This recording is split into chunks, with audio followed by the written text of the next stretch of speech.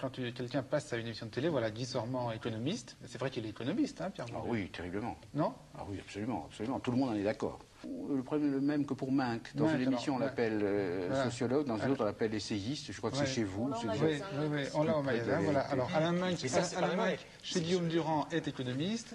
Et il était venu à Arrêt sur Image quelques temps auparavant. Et chez nous, oui, il avait été essayiste. Alors là, ça vous paraît aussi abusif?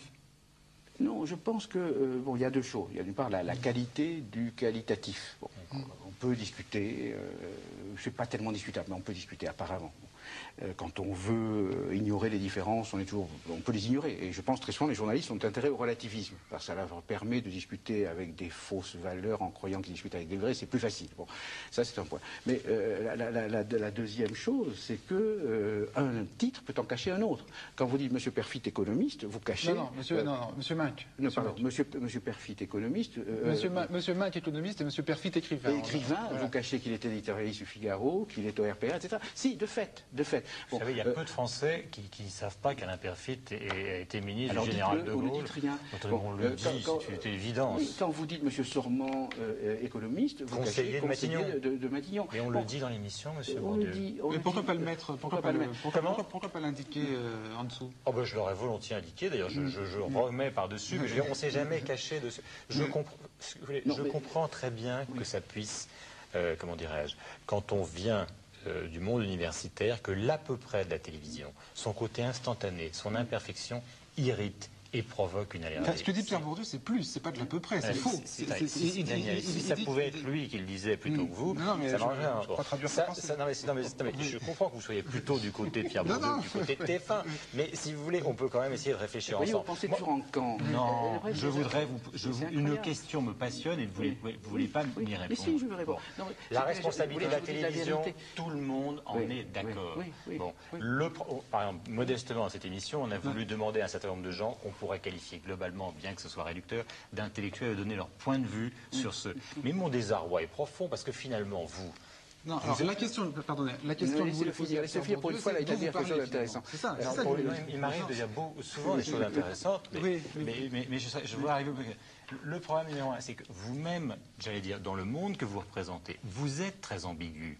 Minck a appelé à voter pour Jospin, vous probablement aussi. Non, pas du tout. Pas du tout. Non mais d'autres, je veux dire, Touraine, et ils ne sont pas du tout sur les mêmes positions. Tout ça est extrêmement complexe. Comment voulez-vous que la télévision, par quelle mystérieuse rédemption la télévision pourrait-elle, comment dirais-je, livrer cette complexité? Elle est imparfaite. Comment dit à la télé? Quelle est la question? Et justement, c'est la question que je lui pose. C'est que je ne comprends pas comment vous pouvez découvrir, après donc une expérience de professorat que tout le monde connaît, les imperfections de l'image, et en ne remettant pas en cause ce qui peut exister aussi, qui sont les imperfections de l'écrit, ou au contraire, des engagements politiques qui déguisent une certaine forme de science. Vous êtes engagé politiquement autour des grévistes. Bon, alors là, pour vous répondre, il faudrait 2 heures. Bon. J'adorerais. Oui, je suis désolé. Je le dis sans arrogance. Et je pense que c'est une question, je vais dire sincèrement, tellement naïve, qu'elle est fondamentale. Et que donc, il faut... Merci. C'est la question de savoir qu'est-ce que l'intellectuel, qu'est-ce que Zola, qui, grand écrivain, descend dans la rue. Il faut prendre position. Ça pourrait se résumer à une question. Quand je vais à la gare de Lyon, ce n'est pas avec je ne transgresse pas du tout ma compétence de sociologue, etc. Je vais, ayant une certaine autorité que j'ai acquise en faisant des travaux qui ne peuvent être discutés que sur le plan scientifique par d'autres savants, je vais prendre une position en tant que citoyen, mettant en valeur, mettant en pratique les valeurs qu'il a apprises dans son travail scientifique. Mais d'autres qui ont la même responsabilité scientifique prennent des positions qui sont inverses. C'est compliqué, justement. Et qui ont la même crédibilité scientifique que vous. C'est là qu'il faut voir dans le détail, c'est là que la démonstration serait très longue. Question très simple, puisque Alain Minck ne peut pas être économiste sans réduction, Pierre Bourdieu, Arrêt sur Image, qu'est-ce qu'il faudra mettre en dessous de votre nom? Rien. Rien. On a mis sociologue depuis le début de l'émission, mais ça vous paraît... Oui, sociologue, oui, voilà. Pourquoi pas, oui. Sociologue. Alors, beaucoup de questions ont été abordées, et notamment le rapport des grévistes et des journalistes. On va voir que ce rapport n'a pas été partout mauvais. Par exemple, à France 3 Marseille, qui est une des grèves qui a duré le plus longtemps, puisque la grève des traminots de Marseille ne s'est terminée que dans les dernières semaines, les rapports ont été plutôt bons. C'est un reportage de Colombe Schneck. Les 34 jours de la grève de la Régie des transports marseillais offrent un exemple singulier des rapports qui peuvent s'instaurer entre des grévistes et des journalistes. Aux surprises de part et d'autre, on est content. Il y a eu un reportage là, sur FR3, là, très bien, qui a un peu de temps, à résumer exactement les revendications, le pourquoi par rapport au statut qui était porteur de mobilisation. Et vraiment, ça a été champion, hein, je veux dire. Et là, on avait le sentiment peut-être d'être mieux perçu. Je pense que dans l'esprit des grévistes, quelque chose avait changé. Alors comment expliquer cette évolution? C'est que ça doit être la deuxième ville de France, il y a une proximité assez immédiate, avec une rédaction qui a évolué pendant plus d'un mois. On était quasiment tous les jours ensemble. Ça nous a aidés sûrement, mais je veux dire, les gens venaient, on était devenus de véritables copains entre les uns et les autres. Avant même la grève, certains traminots s'étaient aussi formés au maniement des médias. Nous faisons des stages, mais c'est vrai que ça nous a beaucoup apporté. Hein. Il y en avait qui avaient peut-être moins l'habitude que certains, et on a appris et ça se servi aussi. Tout va-t-il pour le mieux? Non, à la mairie de Marseille, on trouve une autre explication au comportement des journalistes. Je me demande s'ils n'ont pas peur eux-mêmes de ne pas pouvoir faire leur métier, parce qu'ils sont toujours sous la pression et sur la menace d'éléments durs qui font la grève.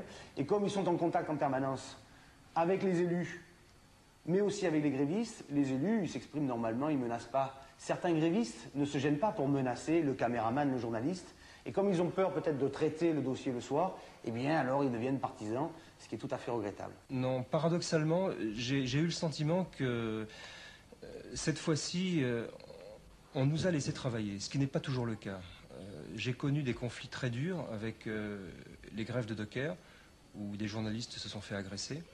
Si donc à France 3, on se défend d'avoir subi des violences, on avoue certaines pressions. Ce mouvement devenait de plus en plus impopulaire. Alors nous-mêmes, on l'a traduit comme tel, au travers d'un micro-trottoir.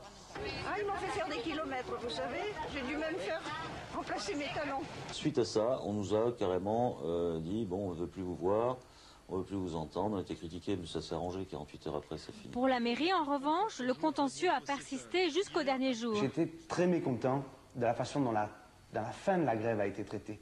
Parce qu'à la fin de la grève, ça a été traité par la presse locale et reprise par la télévision nationale comme une victoire des grévistes qui n'en est aucun cas, qui n'est pas du tout le cas. Une défaite des traminots aurait été un symbole, leur victoire en est également un. Lors de la fête que les ex-grévistes organiseront à la fin du mois, les liens ne seront pas rompus. Déjà, on a pris des contacts pour inviter toute la presse. 15 secondes pour conclure sur ce que vous venez de voir, c'est trop court, je sais.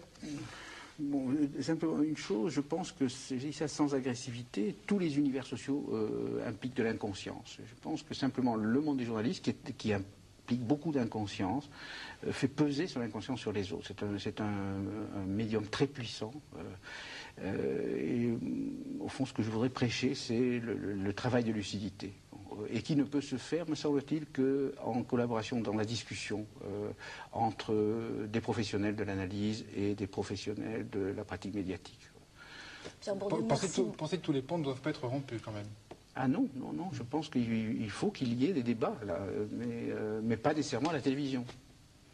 Merci beaucoup en tout cas de votre visite. Vous voyez, je vous le dis finalement.